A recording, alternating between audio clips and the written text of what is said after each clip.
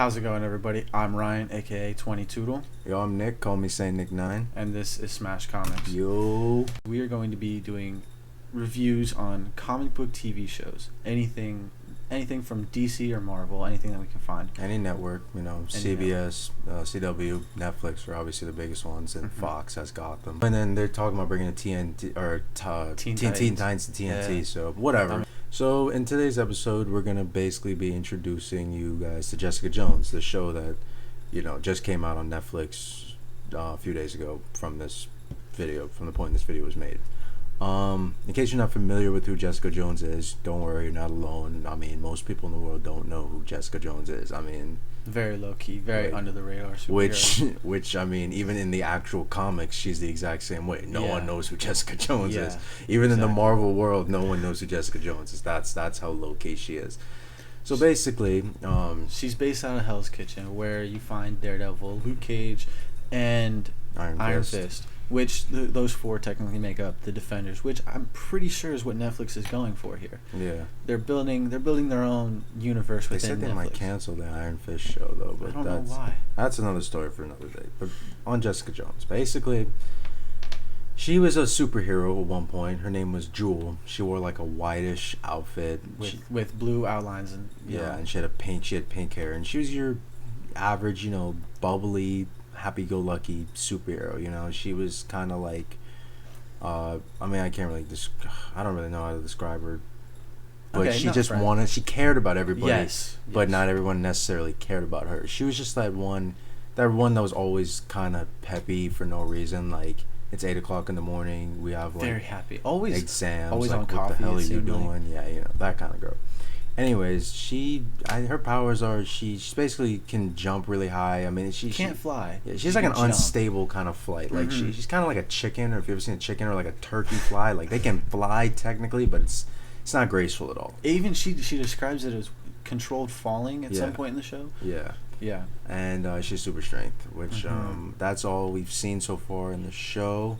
We're really into this comic book stuff, but we have not read this comic book at all, so we've done our research. So if we get something wrong, don't be afraid to comment, or tell us what we messed up, because like I said, she's really low key even to us, and we're super into this stuff. So fair warning for those who haven't seen the episode: go back, watch the episode, and then come back to this video. There are things in the show, and as well as the comic book, that we will be discussing, so spoiler alert. So like I said, Jessica Jones, Jewel was her name, if I haven't said that before, and she's happy-go-lucky, jumping around, whatever, saving the day, whatever. The problem, Jessica Jones's main villain was this dude named Kilgrave. Purple Man in the comics. In the comics, his name was Kilgrave. His villain name was Purple Man. Okay. In the comics, he was an actual Purple Man, and in the show, he just kind of dresses in purple. He wears a lot of purple. But yeah. Basically, Purple Man's powers are, he basically is mind control, but it's like a darker kind of form of mind control that we have not seen in the MCU yet. Like, it's like, we've seen Loki with his staff, and he touch you with, and and we've seen Scarlet Witch, where she kind of, it's not really mind control, she kind of gives you like visions. She messes with your mind. Exactly. But this is hardcore. This is something that is. It's so scary because you can see it becoming so real at the same time. Definitely. Even though it's just in a show, you can picture somebody actually doing this stuff that he does, which is scary beyond belief. Definitely, without a doubt. I mean, this dude is like, and he has no remorse for what he does. No, I mean, like, this dude will walk in your house, he'll just show up to a nice apartment, knock on the door, and he'll be like, get out, get out, or let me in. Yeah. I'm taking your food. Look at your kids and be like, go to bed, I don't want to see you for the rest of the night. And the kids would like, and the thing is, you are aware of what you're doing wrong. You cannot stop yourself from doing it. No matter how much you think about it, no matter how much you try to stop this man from controlling you, you cannot. And that's what makes him so dangerous, is that he doesn't have to do a little magic trick to your head or anything like that. He doesn't have to touch you. He has to speak a word, and he can speak it from across the room and make you do whatever he says. Yeah, the good thing about it is the effects, at least in the show, they say the effects wear off after about 12 to 13 hours. So, but still, I mean, that's a long time to be under somebody's control. 12 hours, man. I mean, Think about how far you can drive, or you know, all the crap you can do in 12 hours, man. That's a lot of time. He's very creative with that, with how he does it also, because he'll make you come back to him because he knows the extent of his powers, and that can really be dangerous for somebody to know the extent of their powers, especially with something like mind control. So if he tells you in 11 and a half hours, come back and find me, so that he can tell you something else to do, and then you'll be under his control for another 12 or 13 hours. You will do that because you cannot stop.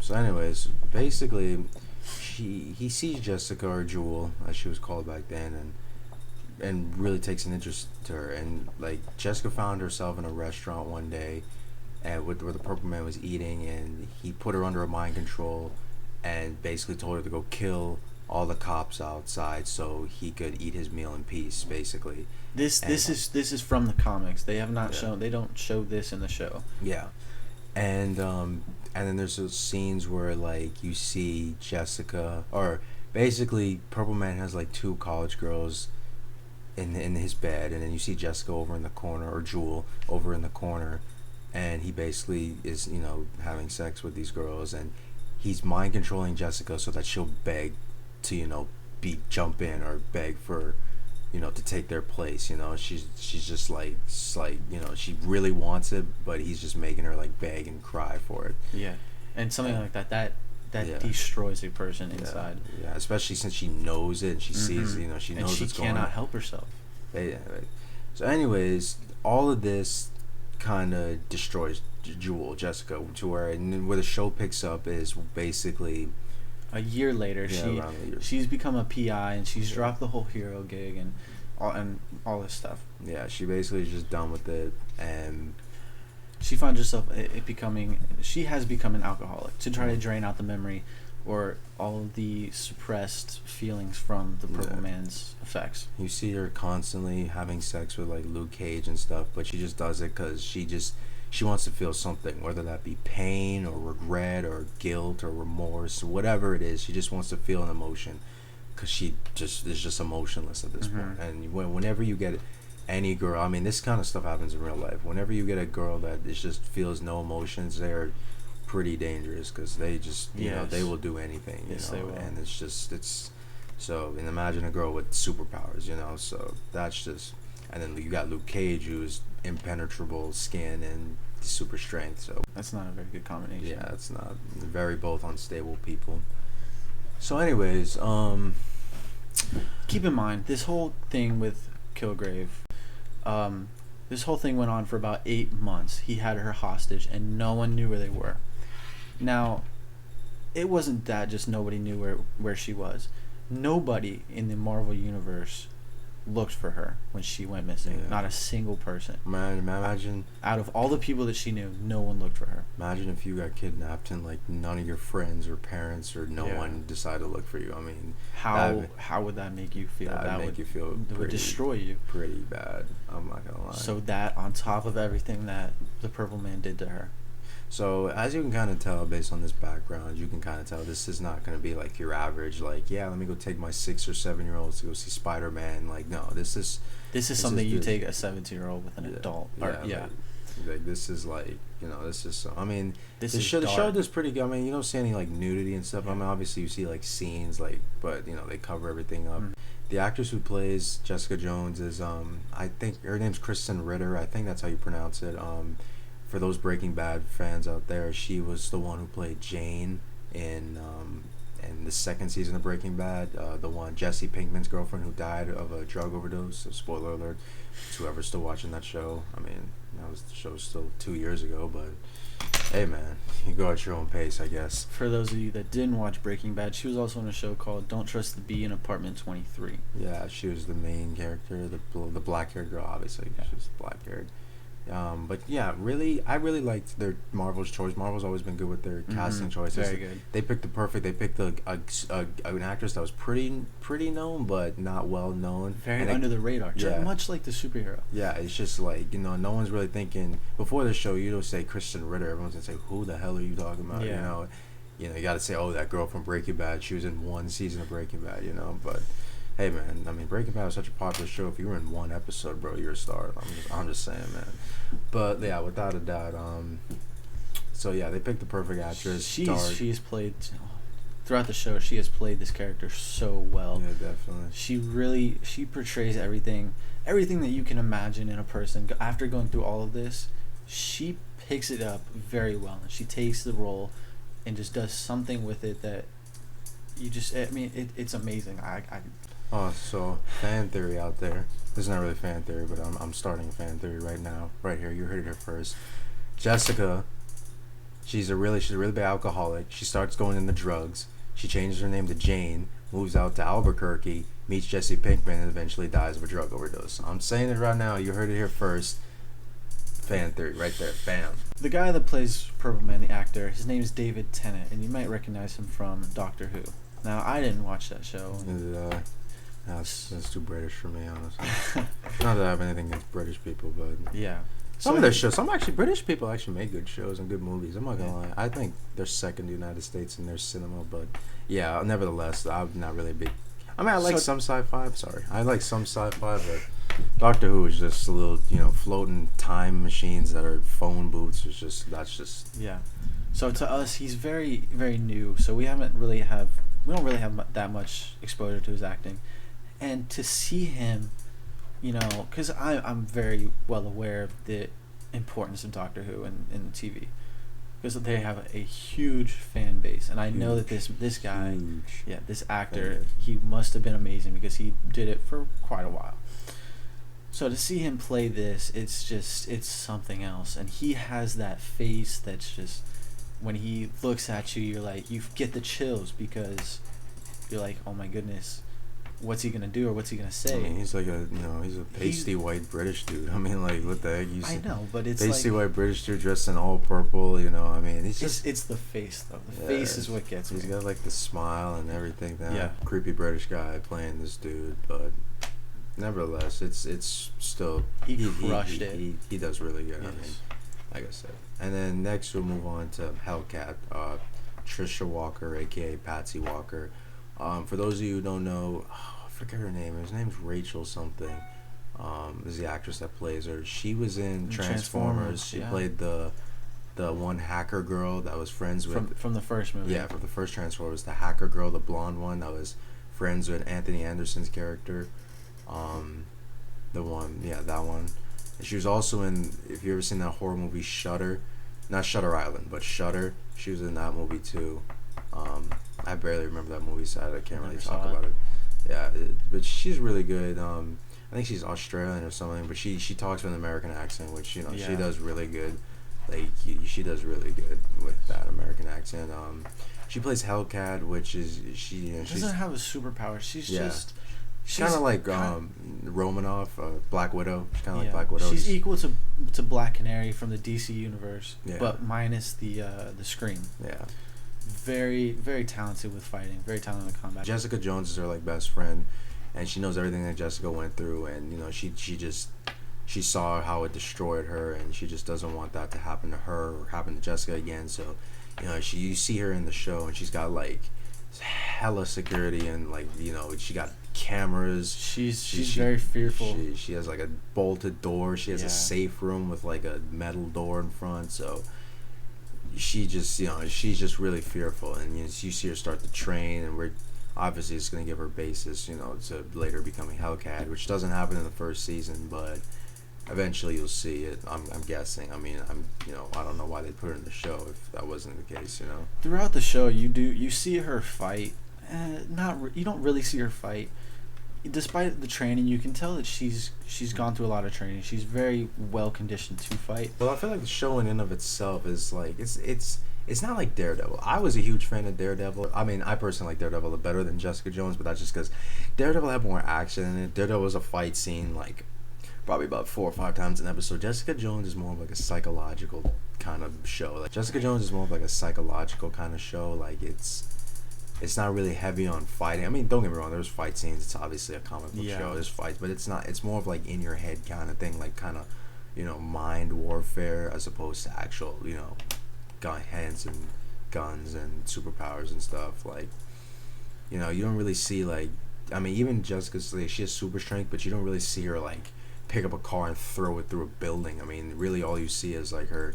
She does lift up the tail end of that car. That man. Yeah. But I mean, still, you don't see her like tossing it in like the air or something. You know, you only really see her like kind of like throwing people across the room and stuff. But it's nothing too like serious, you know. Which, you know, I mean, some people, I mean, it depends on what you like. You know, if you want more action in your show, then you probably like Daredevil better. But if you like those kind of dramatic, really dramatic shows, I mean, Daredevil was dramatic too, but thrilling. That's how I would describe Jessica Jones. Yeah, if you want more of like that thrilling kind of action, kind of like on the edge of your seat. Yeah, what's gonna happen? Then Jessica Jones is the right show for you. I mean, I personally, you know, recommend watching everything. So you don't want to watch just Jessica Jones, and then, you know, when the Defenders come out, you have no idea what the hell is going on with Daredevil and stuff like that. So you just, I suggest, you know, if you want to just keep, you know, just caught up with all this stuff, that you watch all of it. If not, we're going to be doing reviews on Daredevil 2. We'll summarize the whole first season of that show. Just watch that, and you'll probably be basically caught up until that point. We'll also be doing shows like Arrow and Flash and personal Supergirl. Favorites of ours. Yeah. Supergirl is not good at all, but we're still going to have to review it, even though it's a terrible show. But terrible show. We are very huge fans of DC and everything that DC's done with TV, because they've taken it to a next level. Yeah, Marvel TV shows, they're good, but they're good to an extent. Yeah, Agents of S.H.I.E.L.D. It's all right, you know. It's Agents good. of S.H.I.E.L.D. is probably on par with Supergirl. I mean, I'm joking. I'd say Agents of S.H.I.E.L.D. is better. It's a little better. Yeah. No, I wouldn't say that much. It's just Supergirl. I mean, you can get through those shows. Like, they're not terrible to where you can't watch them. They're just not as good as like Arrow and Flash. See, people like to always talk about how Marvel is better in the movie regards, I will give Marvel the cinematic universe so far until Zack Snyder's taken over. It's got the movies so far. I mean, you know, we don't know when Batman vs Superman comes out. That might be good.